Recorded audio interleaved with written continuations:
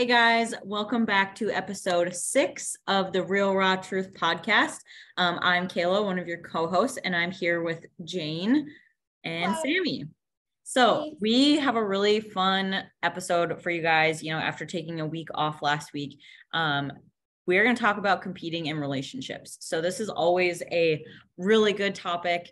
Lots of questions that we all get from people, when you're first starting out and everything like that. But before we get into that, we have a little catching up to do. We were catching up a little bit before the podcast started. But how was your guys' week? Pretty solid, you guys. My only exciting thing that I did, which is now recovering, is I had a chemical peel done at the end of last week, and I've never done that. Ooh. And I would suggest it, but your entire face peels off. So don't do that, but before any type of event that you would have. But we're recovering now. Glowing. It's getting Let's see. My week was pretty good. I got sick last week. I honestly am so annoyed. I don't know if it's a cold or allergies. I've literally been going back and forth between both medications. So I'm like, and I do not take medication, but in this situation, I'm kind of over it. Yep. Other than that, I just been having a lot of consult calls with new clients. So that's great. And yeah, what did I do? Oh yeah, I went to a revived gym. So I went to a new gym. So that was pretty cool. And I have a new gym trained too. really hard. You went to a gym too? I just joined a new gym by me. Because it's literally on the same block. So I was working from a personal training gym that was very chill. And now I'm back to commercial and I'm like, oh my God, there's people everywhere, but it's fine. I figured it out. I went at 5 a.m. this morning, y'all. I'm the early bird. I'm the 5 a.m. router. I know. But if I don't get it in before I start my day, I just feel so distracted that I can't pause and turn my brain off to go work out. So just what happens in my life. Yeah. I get that. That's why I have to do fasted cardio. If I don't do fasted cardio, I feel off. Yeah, I feel you on that. I've kind of switched it up, I guess. I like to train about 1 p.m., middle of the day, because I've had a couple meals in. It's my break time. And then I do all of my hard stuff in the morning. And then after that, I do my easier end of the day, kind of frou-frou stuff, that I don't need a lot of brain power for. Yeah. That's smart. Otherwise, I will sit down and I will work at this table from 8 a.m. until 9 p.m. without taking a break. And I need to take a break. Oh, yeah. So that's the perks of not training as many days as what I found is I'm literally finding myself working all day. And I'm like, oh my God, I need to, especially on my workout days. Now it's hard to find time to schedule my workout. I'm like, wait a minute. So much more time for activities. Oh yeah, so many.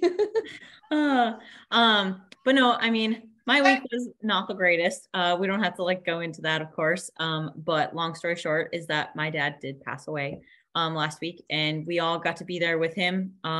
It was probably the best way it could have happened. It was really sad. I still don't know if I've completely processed it 100%, but it's just going to take some time, and that's okay. But he's in a better place, and he will be remembered by a lot of people. So it was good.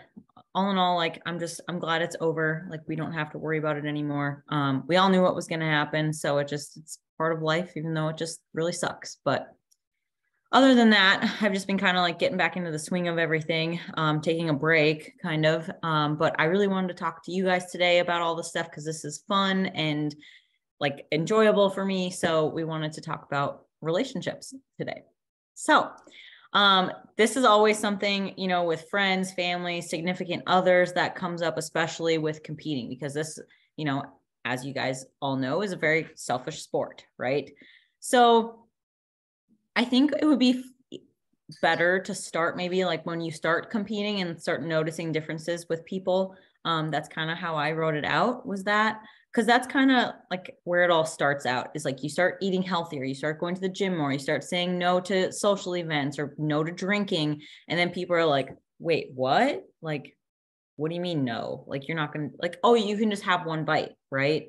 And you get stuff like that. And it's always that focus around food or alcohol that is always there. And people start to notice, and then they start to make comments. And I don't know, did you guys ever get that? Yeah. I've experienced it through I would say friendships was the hardest thing when I started competing. I remember a very good friend of mine thought that I was now better than other people because I was saying no to drinks and alcohol. And, I started competing when I was 30. So that's what you do, right? Like I was coming out of my 20s, still going out, still, lots of dinners and drinking and like coming kind of out of that phase of life and wasn't fully settled down yet. And so, we had to have like a pretty good talk about that. Come to find out, it had nothing to do with me, but I think that there's this perception when you start setting boundaries for your own self, no matter what you're doing in life and have to say no to things. There can be a perception from other people that maybe you're taking a different path or that, you think you're better or you're whatever, even though you're actually bettering yourself.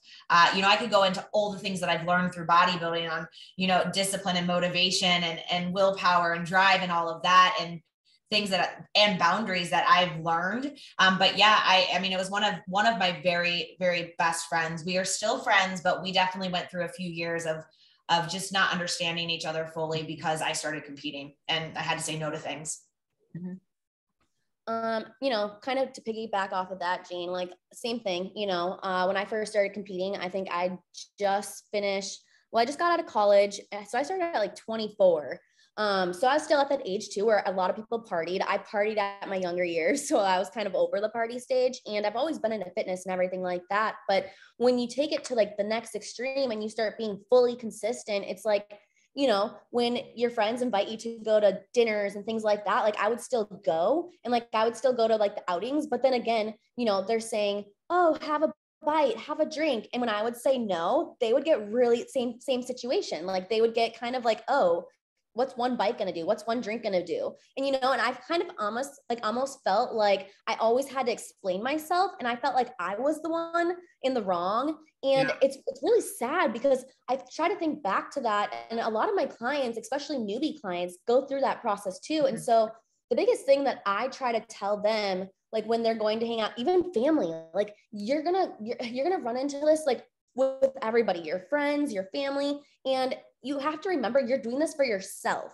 You're not doing this for anyone else. You're doing it for you to better yourself. And the biggest thing is what I like preach to my clients, because, going through this isn't easy. You start to learn who your real friends are and things like that. But what I suggest is like, so think about it. Do you care what other people are eating when you're around them? Do you actually really care? No. Like, you know what I mean? Like, so pack your own meals or eat what you want to eat when like you can still track it in your macros, things like that. Because at the end of the day, what is you eating some chocolate cake or drinking some alcohol really going to do? Maybe in the moment, it's going to be fun because you're socializing with everybody else. But at the end of the day, is that really going to help you reach your goals? No. So in the back of your mind, what's going to help you and what's not going to help you. So in my opinion, like you can still go enjoy and do those things, but bring your own stuff. And if people give you a hard time, that's when you need to really start kind of figuring out, okay, are these people like genuinely like happy and supporting me, or are they just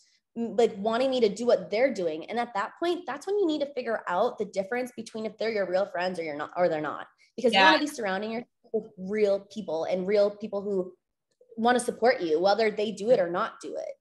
Sammy, that's such a good point about like your circle of people. I feel like I'm finding it later on. But even I can give you an example. Like I feel like even people's boyfriends, spouses, like we want to talk about some like, close, intimate relationships that don't always align when you're competing. When I started competing, I was at that point dating my husband, but I remember the first show, he was super excited because he's into fitness too. So like, he was all excited. He's like, oh my gosh, like, I've always been into fitness. He's like, you went from that to that. Like, didn't know that was possible. Like, it's kind of cool to see this transformation. It was like in all support. And then I was like, I'm going to compete again in 8 weeks. He was like, what are you talking about? Like, again, you're not fun anymore. We can't go to movies and eat popcorn. You don't drink. Like, who are you? Like, people think that you become somebody different. And, I remember at that point, he was like, I either had to jump on the bandwagon or like it wasn't going to work. Like he couldn't figure it out in his brain. So, you know, he ended up starting competing as well, but that's not the situation for everyone, you know? And I think that that's something that is very hard. If you start competing and you're already in a relationship, know that there might be some tension. Doesn't mean that you can't work it out, but I think it's good to go into competing knowing this. And that's why we're putting the information out there. Kayla, I know you have some stuff too with relationships and competing. Where do I begin? So yeah, when I started competing, I was 20. So I was in college, and I was dating my boyfriend from high school, into college. So we had been already dating for a couple years already and stuff. And I like, you know, wanted to do this, and I didn't really know what I was doing anyways and stuff. And so I competed. He was supportive. I didn't even get that lean. And then like afterwards, it was more so afterwards that things started to just kind of come up. And it was stuff like he would make little comments like I would want to have like my chicken and rice versus like a burger on the weekend. And he'd be like, oh, you're going to do that again? Like you're going to, we'll see how long that lasts and stuff like that. And I was just like, excuse me. And I was like, okay. And then like little things like I would go to like the gym and train. And I was like the only girl in the weight room because I was way up north in Bemidji and no one else up there like knew how to weight train. So I like made a bunch of guy friends in the gym. I don't even know what Bemidji is. Me neither. It sounds like Fiji. Just, I don't know. That's where I went to college. It's a great town. I love Bemidji. It's beautiful. And then, you know, so I got more attention and more male attention, so to say, because I was more confident. I looked better. And a lot of times people have a hard time with that, that, you know, they get the jealousy comes in and stuff like that. And, you know, I would get comments from like my family of like, when are you going to eat normal again? And I was like, well, this is normal for me. I still get it. I still get it all the time. Like being back at home this last week, you know, everyone was really supportive, but it was just kind of like interesting to watch how they would watch me because I would like weigh out all my food and like eat this. And they're like, oh, so like they were generally interested, which is really cool. But just they're like, oh, I've never done that before. And I was like, and to me, this is normal. And they're like, oh, so you don't eat like normal food. And I'm like, I mean, this is normal food. Like, do you eat like Cheez-Its and pizza is normal? Like, okay. You know, so weird. I feel like how after you start competing, like our normal is so different than like our old version of normal. Mm-hmm. Like now we eat 5 meals. We know to eat every couple hours. Like we have to weigh everything. Yep. Don't That's like normal. Yeah. Yeah. Yep. I was at a feel wrong if I don't weigh stuff. Yeah, I was at my like family friend's house. I stayed there with them last week and they were awesome and stuff. And I had to eat like 2 big meals like within a couple hours of each other because I was a little behind on food that day. And I ate these like big meals and they were like, oh, you're eating again? And I was like, yeah. I was like, I gotta get it in. And I was like, yeah, I'm cutting too. And they're like, you're eating that much food and you're cutting? And I'm like, mm-hmm. I'm like, people never understand that. Yeah. They're like, wait, why are you eating so much? Like you eat so much a day. How are you so little? Well, you got to eat more. Yeah. So it's just kind of fun. So some people are very supportive about it. Some people, you know, that was a really hard time in my life going through that, like with my ex-boyfriend then, and like, we're fine now and everything like that. Like it just was, we just grew in different directions and that's all it was. And some people just aren't going to support it and that's fine. And some people, most of the time, people are very resistant to it because they don't understand it. And what people don't understand, they don't like. Or I've always seen it where a lot of my clients at the office, the stuff will come in at the office and their coworkers will sit there and be like, oh, you're going to have a donut? And they'll say, no, thank you. I'm good. I'm like, what do you mean? Like, really? You're not going to have a donut? And they'll like wave it in their face. And I'm just like, that's just rude. And that's just tells me that they're, what's the word I'm looking for? Insecure. What? Yes. They're insecure about themselves that they're like, oh, well, I couldn't stick to a diet. So I'm going to sabotage her because it makes me feel better about myself. And a lot of times that's what it is. And so that's what I try to remind my clients about too. And like, you know, I've gone through it. We've all gone through it, where, you know, you do give in or you're like, oh, I feel like it's rude to like say no to food. But if you explain the situation, then people are just like, okay, cool. And one thing to like bring up too is, you know, first time competing is so hard because you're constantly explaining and telling people. And again, like you're kind of like reassuring yourself, but also reassuring like other people, like, this is why I'm doing this. But like, it never really gets easier. It's just, it just becomes more of a norm. Like you become normal to saying no. You become normal to sticking up for yourself. And that's the coolest part about bodybuilding. Honestly, even like if you're not, even if you don't compete and you just stick to a plan, and you saying no to somebody is such an empowering feeling. So, you know, I just feel like you learn so much throughout yourself in the process, even just dieting and sticking to a plan and going to social events, still being able to have fun, but like bring your own meals or eat something healthier versus like, instead of getting like pasta, you get grilled chicken and veggies. You know what I'm saying? Like there's just so many ways you can go about it and to meet your goals. Yep. There's so many, like you brought up, like, you know, going out to eat, because everything nowadays is so centered around like social events, food and alcohol. Like we all have been there.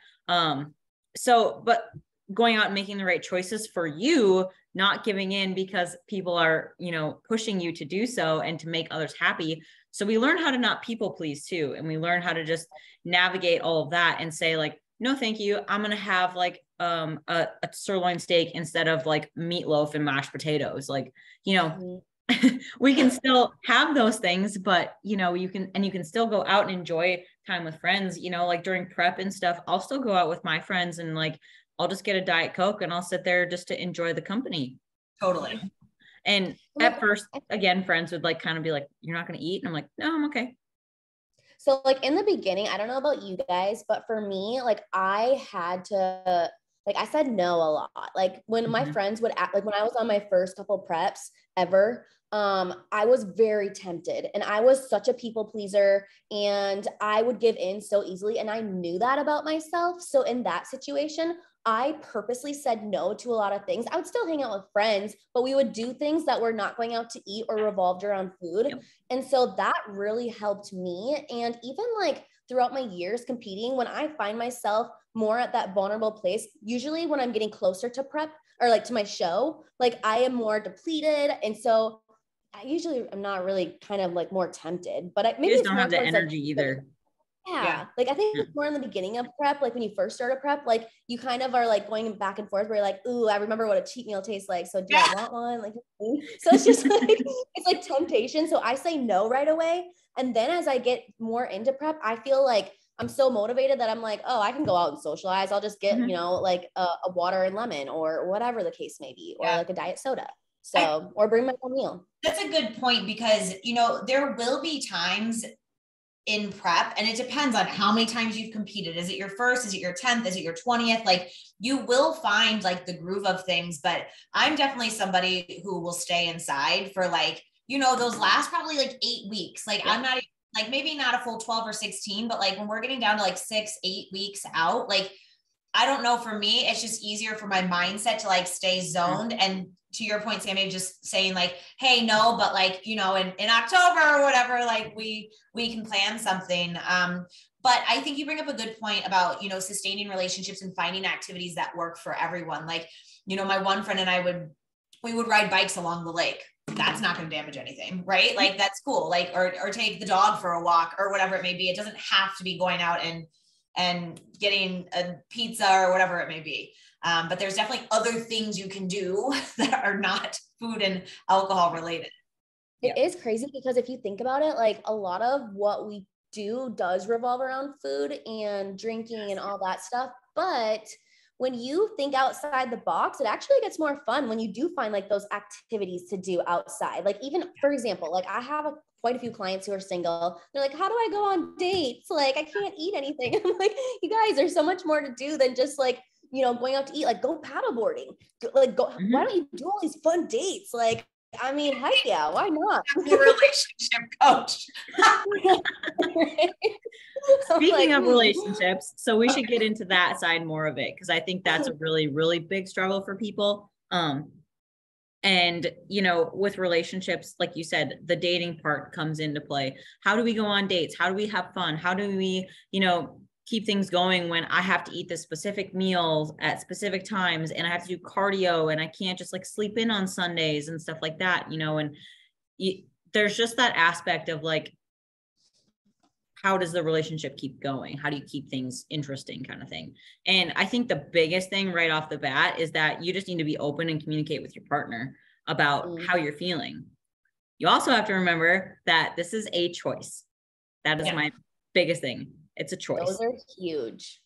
Also, I listened to something on Instagram the other day. This is like just in general, but being with your partner, you always need to keep dating them, whether you're married or not married. So if you think about it, like that kind of also relies on like replays or whatever on prep.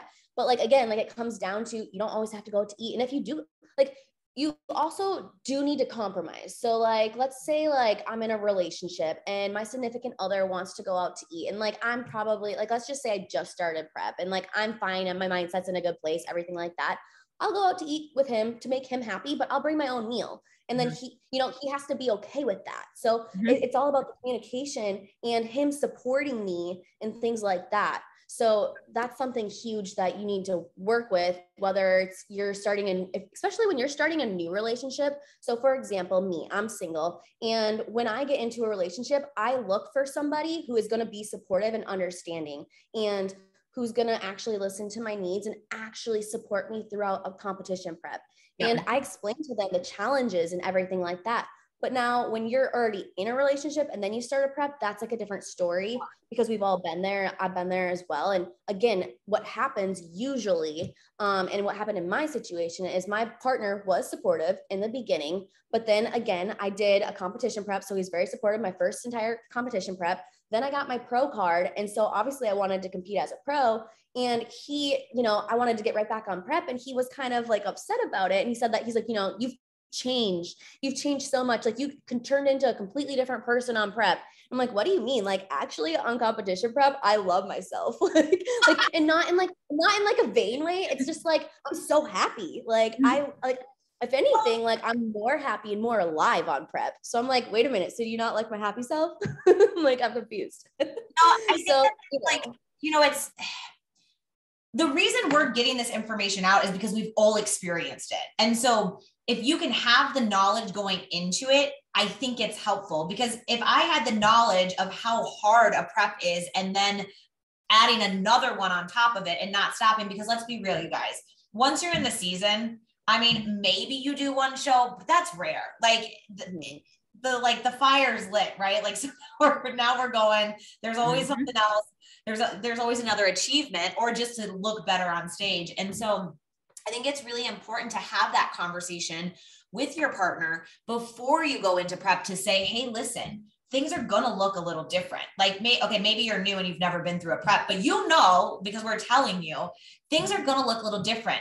If we had a bump in the road, I need you to tell me how you're feeling. And same thing with me. If I'm feeling frustrated, I'm going to have to let you know. Like, and I think, both of you said that about communication, like that's huge. No, we're not here to give like marriage and relationship advice, right.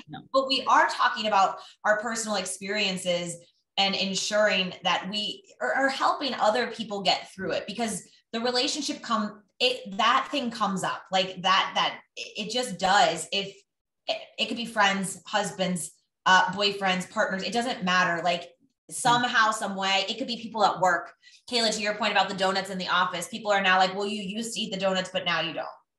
So it's just really important to communicate your feelings, but also open it up to the other person so that's a safe place for them to feel like they can communicate with how they're feeling, because they have feelings too around what's going on. Yep. And that's huge. I think one thing too, that like what I did, with my husband was, when I competed last in 2021, I would make sure so I did 4 shows. So I had back to back to back to back. But I also had 5 to 6 weeks in between each one. So there was plenty of time. And so I was at my stage weight, from the first show. So I did have a little leniency, which was nice. I didn't get free meals every week or anything like that. Some people will.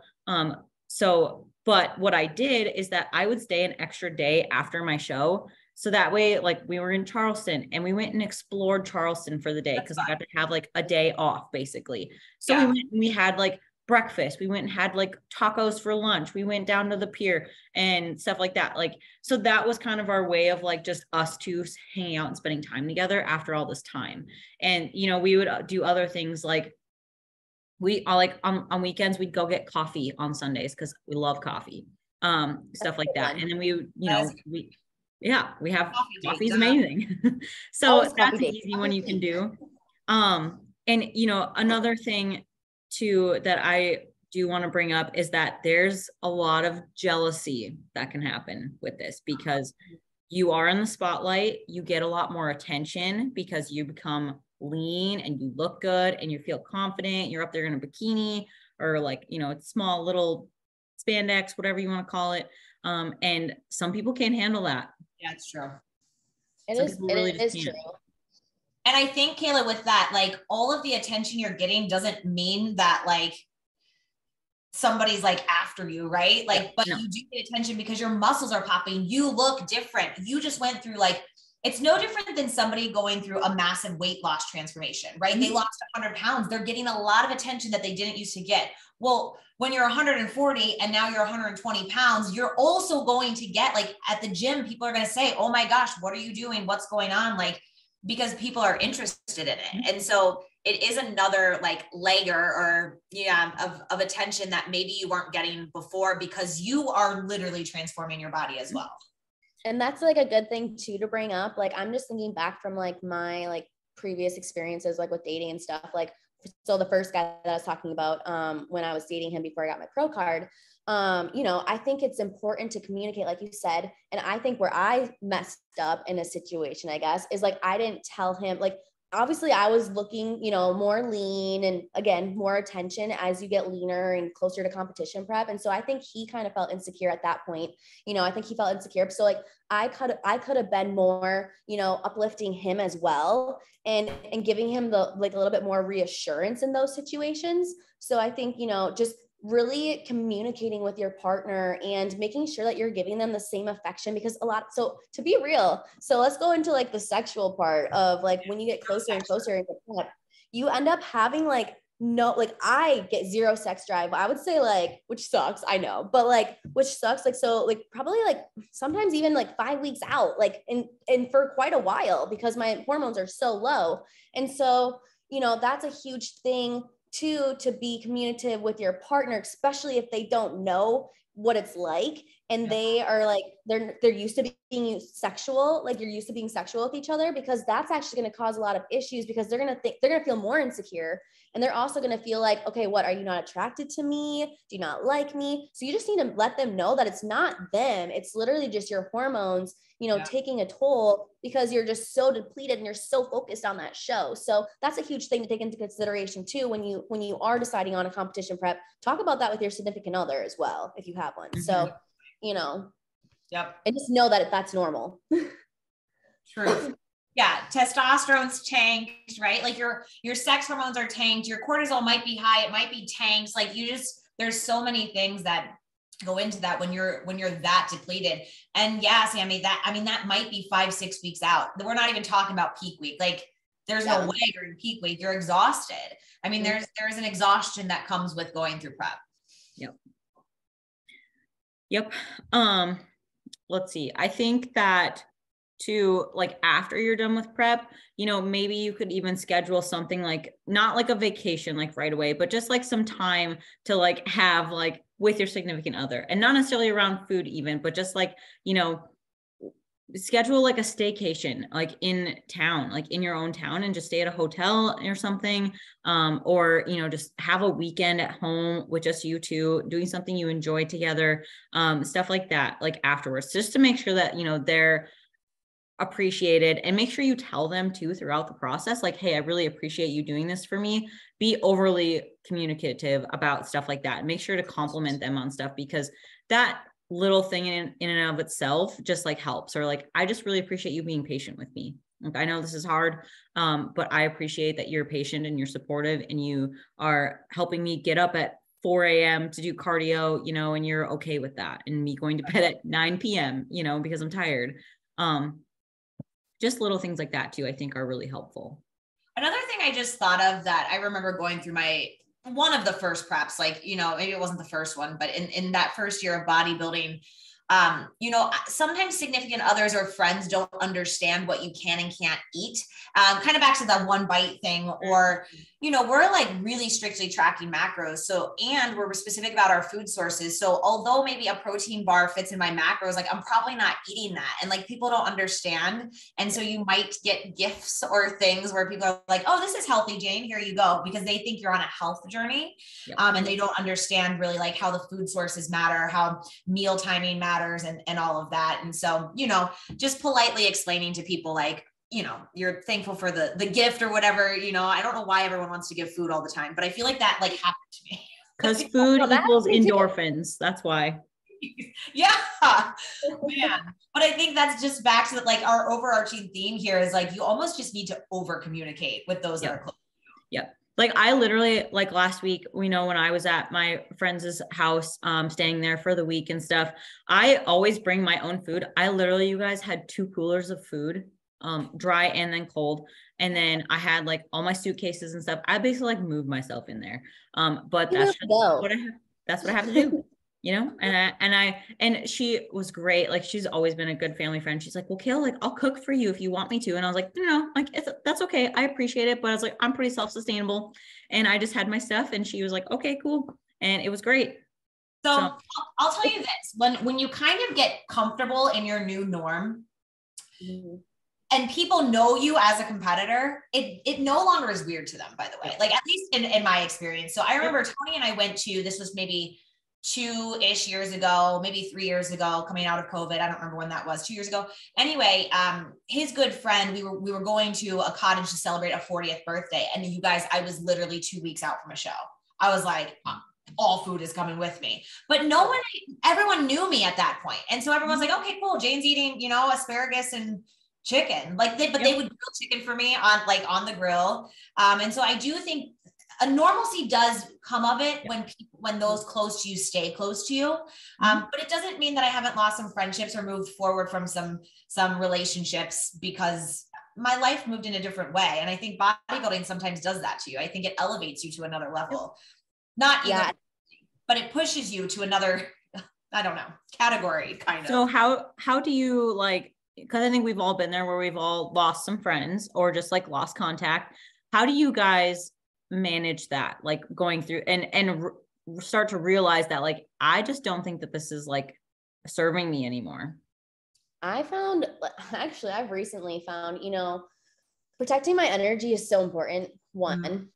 So, you know, finding people who are going to mesh well with you, who genuinely support you, who genuinely want the best for you, who they don't necessarily have to be living the same lifestyle. I have friends that are just normal per se, you know, like living life. Like they eat whatever they want. They don't have a training plan and like, we're great friends.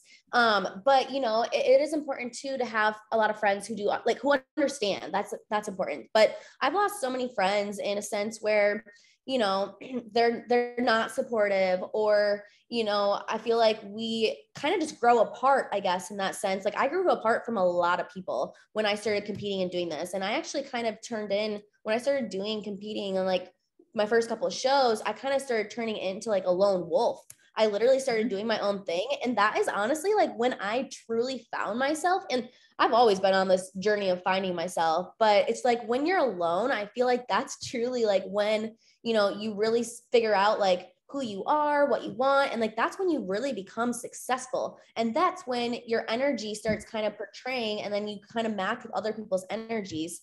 And so, I mean, I don't know. I just feel like for me, it's become a lot easier. In the beginning, I think it was a really big struggle because again, like I'm one of those people who I used to want everyone to like me. And I hated when somebody didn't like me. I'm like, why? Like I didn't do anything to them, you know, but you have to just accept that not everyone's going to be your person. Not everyone's going to be, you know, not everyone's going to like you. And at the end of the day, when you think about it, if you're truly like genuine, authentic, and you're yourself, who cares what other people think about you? Like the only person that matters is you. So at the end of the day, like I know people don't like me, I'm sure. Like, and for whatever reason, it's like, okay, well, you have to think to a deeper level. Okay, why don't they like me? Is it it's most likely probably because, you know, they don't like what I'm doing or they're insecure themselves. And it's like, you know what I'm saying? So it's like, you have to, it's fine. Like you're not going to be everyone's person. Like you can't get along with everybody. You can't like everybody. So I get it. Like I'm at that place in life where I'm okay with not being friends with everybody and not having everyone love me. Because when there's a loss in a relationship, no matter what it is, one, it doesn't have to be a big dramatic thing. You might just grow apart from somebody, right? Or maybe there was a conversation. Hey, listen, like I'm on this path, you're on that, love you, but like I'm gonna go my own way, whatever it may be, right? Like sometimes there is a conversation, but regardless, like if a relationship breaks up, a friendship, whatever it may be, doesn't matter. You have to grieve that. And I think when people don't grieve that part, like it creates a little bit of a trauma response. And so, not to get deep into that, like I'm not a therapist, but like I know from my own personal experiences and mistakes that at this point in life, like, if I am to move on past a relationship, I need to take the time for me to understand, okay, what happened in that relationship? Why am I moving forward into a different place in life? And then also like let go of what happened. Because it is what it is. And I think that grieving place, however you grieve, is important. And that's what I would say, and Kayla, to your question of like, what do you do? How do you manage that? And there will be seasons of isolation, and that's okay. I think that's where you grow the most. I love that. Like with you just saying that, Jane, because I'm actually reading a book called Closer to Love by Vex King. Speaking of, if you haven't read that, or like you have relationship issues, anything like that, you need to read it. It's so good. But there's so many things just like what you just said about that, Jane. And like, I've never actually, I think that's a piece that a lot of people struggle with is a lot of people, I'm like one of those people who just avoid things. Like I used to avoid things. So like if it was like a situation, I'd just be like, what? Okay. Like I'm just going to pretend like it didn't happen. Out of mind, out of sight. Out of mind, out of sight. But that is the worst thing you can do. Like I'm learning that like after journaling and reading all these things, like it's crazy that you really do need to process what happened. You need to feel your feelings, which I have a hard time doing, but like I'm starting to learn, and it's actually really cool. It's like, it's interesting. You learn so much about yourself, but then also grieving and taking the time to, like you said, let go. Like that's huge. Yep. I agree with all of that. I have been there too, where, some friends just kind of like, you just kind of lose contact because you just don't really have that much in common anymore. And that's okay. But I've also had the friends too that just don't agree, and that's fine. Also, like, it's just different opinions, and that's what makes us all human. And again, like kind of what you said earlier, Sammy, was about like, I don't want to be average. And if you're doing this sport, I'm assuming you don't want to be either. And I always have to remind myself sometimes that being that I don't want to be average means that I cannot do average things. And that means that I don't go out really. I go out maybe once a year, and I maybe have a pizza once a year. I love pizza, but like it is what it is. And it's because I have this higher goal and this higher standard for myself that I want to be great at something. And that requires me to perform every single day. And no matter what. And, that's just how I think of it. And some people might do bodybuilding just for fun. If you're just getting into it, you don't have to think about it that way. Like I sure didn't. Like it was just something fun, and I just loved it more and more and more. But, as I've gotten more serious about it, it's really shifted my perspective on things. And like, it just helps with so much more than just being a good physique. Absolutely. Like, and we just talked about people pleasing and setting boundaries. Those are life skills. Yeah. Right. Yep. Like I'm telling you, I give so much to bodybuilding for teaching me so many life skills and discipline that I just didn't even understand or know before. Yep. Yeah. Yep. I agree. So, I guess, do you guys have anything else to cover on that, or did we get it all?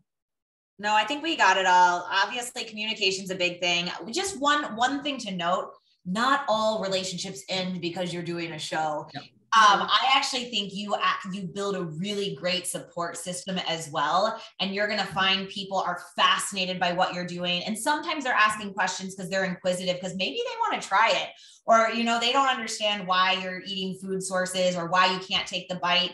But if you can educate yourself on why you're doing it versus just kind of following the steps, I think you can actually, other people can benefit from that. So you don't just lose all relationships because of bodybuilding. I actually think you'll find a lot of people are there to cheer you on and are excited for you. And plus you meet new friends. Like, this is how we all met too, in a sense, like through the health and wellness and bodybuilding community. So you'll build up a really strong support as well. And I love that too, because yeah, you're going to lose friends, but you're also going to gain a lot of new friends. Like in every season of life, you know, people serve a purpose in your life. And, you know, at this season where I'm at, like in my life and like where we are, like in bodybuilding, like I've developed so many close friends who are so supportive, who understand like what I'm going through. And it's been really awesome. Even like working with like the Body Fusion, I've never been a part of an actual team and a women's team. And I met so many amazing people, so many different coaches. And you just meet so many people in the industry when you're competing. You meet people on Instagram. Like there's just so much support that is positive. So you are going to find your friend group, even though sometimes in the beginning, it does feel very isolated and it does feel very, you know, like you're losing your friendships, all your old friends. But guess what? This new season of life, you're going to meet so many cool people. So like, again, like that's how we all met. So love that. Yeah. I mean, I've met some of the best people through this sport too, and lifelong friends. And, you know, you guys, like all this stuff, like bodybuilding has just helped so much. And, you know, there's always good and bad to everything. And, you know, you just have to kind of take it and learn from it and grow. That's all you can do. And that's what bodybuilding is bodybuilding, which is growing, you know, inside, outside, whatever you want to put to it. So sport's so cool. Mic drop. We're going to end with that. All right. We will be back next week, you guys. Thank you again for watching, listening. Please share. Sammy, take a picture. Share and let us know, you know, if you guys are enjoying the podcast, because we definitely enjoy doing this and bringing you more stuff. So till next week. Bye. Bye. Bye.